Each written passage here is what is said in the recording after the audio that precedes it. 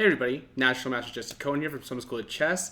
We got 3 great games to look at today from our recent tournament that earned the Chess.com Platinum Year Prize given away by our local friend and chess expert Mark Jimenez and his amazing company Cam Investor Solutions. Check out the link below. Let's get to the games.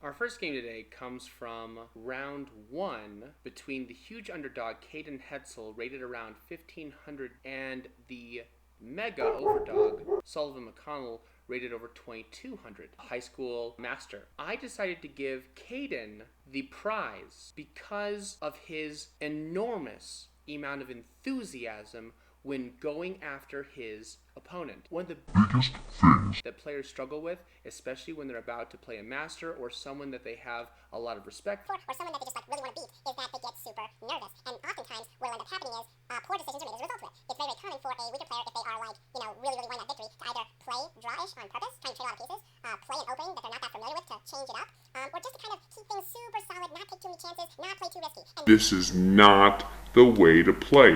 If you want to take down Goliath, you gotta swing for the face. Caden ends up losing. However, Sullivan in this case is his Goliath, and he went down swinging. There's some really cool moments that happen in this game. Let's take a look. So we have a French defense Tarrasch variation. Nothing too special yet. Both sides just taking their claim for the center in this pretty locked position. And this is a key feature. When you see the center lock like this, you're usually going to see play on the wing. And in the French defense, you're definitely going to see it on the queen side, and you're going to see it for white on the king side. So a6, knight b3, b5, bishop e3, queen b6, queen d2, a5. Queen f2 might seem strange, but actually maneuvering your queen to f2 happens in a lot of French defenses. c4, knight b2, b4. Now, it might seem a little bit strange. Why? Mr. Sullivan willing to push so many pawns on the queen side despite needing to develop bishops and get himself castled.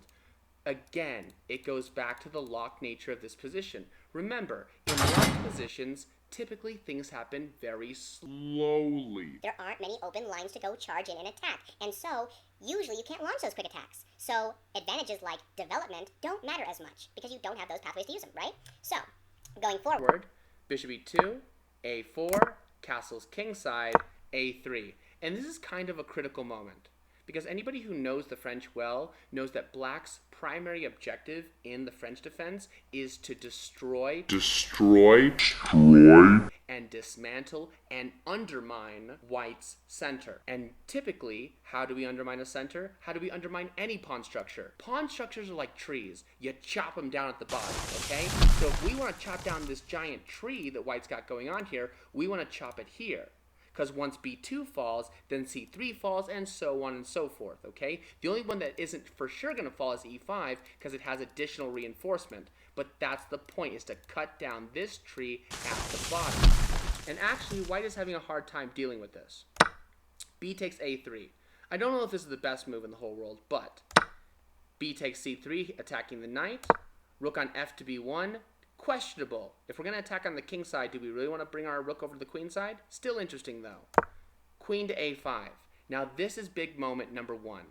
In this position, Caden's got to be thinking, what do I have that is better than my opponent? I have all these activated pieces, and my opponent has, like, almost none. Also, my king is castled, and yours isn't. But the problem is that all the pathways are super locked up because of the super locked pawn structure. There's no way to break through and actually make use of it. Understanding that he has to be extremely aggressive and energetic in order to use this advantage, or we will surely just slowly suffer and die. For example, if we just play a passive move like knight f1, simply saving the knight, and then bishop takes a3, we're just going to slowly suffer and die as black castles king side, and it's just not going to be much of a game. Instead, Caden takes the bull by the horns and plays knight takes c4, d takes c4, bishop takes c4.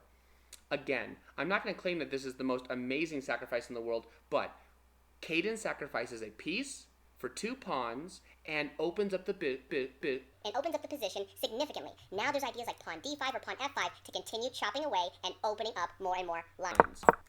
Bishop takes a3, pawn to f5. Definitely the right call. We need to open up all these pathways.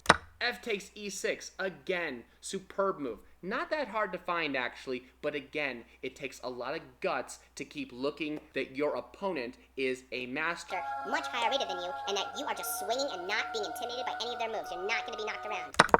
Knight g5. This move actually turns out to be a inaccuracy, borderline mistake. In hindsight, it actually turns out that the amazing move, bishop takes e6, bishop takes b1, and rook takes b1, and despite the fact that white is down a rook in this position, black almost Doesn't even have an advantage to crow about, because white is stopping black from castling completely, unless you want to castle queenside, which is gutsy. And in the meantime, white has the full center about to roll, all these attacks on the king. This is a very complicated position. Caden has the right intentions, though, behind playing knight g5. Again, ignoring the threats and pursuing our ideas. We cannot let up. Knight to d8 solves the problem. Queen h4, again, ignoring. Bishop e7. Rook f1, again. He doesn't care as much about losing the pieces. He just knows that he needs to make every single one of these pieces as good as they possibly can be. If he lets off the attack, he will die. Rook to f8. Rook takes f8 check. We're not a fan of trading, but what else can we do? Knight takes back. Queen h5 check here. Queen f3 here. Rook f1 here. Now this, unfortunately, at this point, Caden has superior center. All these pieces aiming in this direction. There just isn't a breakthrough. Black is covering everything just enough. If you don't believe me, go back and check it out. But in this position, he senses again that he's got to rip this thing apart. Unfortunately, this totally doesn't work at this point, and he loses quickly. But again, I am giving him the credit for two big reasons in this game. One, for swinging at a master's face despite the enormous odds. And two, for playing with the spirit of this position. Caden sacrificed for a short-lasting quick attack. You cannot pull back. You cannot get scared. Once you pull back, you're just going to be not attacking and down in points. So he didn't let up. And yeah, it did fail. But again, if he keeps playing like this, it's not going to fail much longer. Just to show you the remainder of the game, he sacked on e6, and he tried to get stuff going, but Sullivan's rook b1 was just crushing. Instead of being too greedy, he just focuses on the promotion of that pawn, and in just a couple of moves, Caden needs to resign because that bishop and the covering of this queening square is just too much, despite the fact that he's already down two pieces. Great game. Hey, don't forget to like, subscribe, ring the bell for more awesome chess content. Moving on. Our second Chess.com one-year platinum membership is going to be awarded to Ari Meltzer. Cool game against another very strong opponent, Rowen, Oregel. What starts off as a Pirc defense, an opening where black purposely allows his opponent to set up a strong center with intentions to destroy it later. Everything is pretty typical, fairly normal. And in this position, Rowen makes a lemon. This move has a lot of good intention behind it. Besides the fact that it makes a one-move attack on the bishop, it's pretty obvious, I think, that white probably has no more intentions of castling kingside due to the advanced pawns. Remember, that pawn shield is number 1. So white will probably castle queenside. And if white is intending to castle queenside, then white knows it's going to be opposite side castling. And why is that important to us? Because in 99 out of 100 positions that you have opposite side castling, you should be focused on one thing only. One thing only. One thing only. All-out war for your opponent's king. You should be pushing those pawns. You should be opening those lines. You should be just hacking and slashing. The only real exception is if the center becomes more important.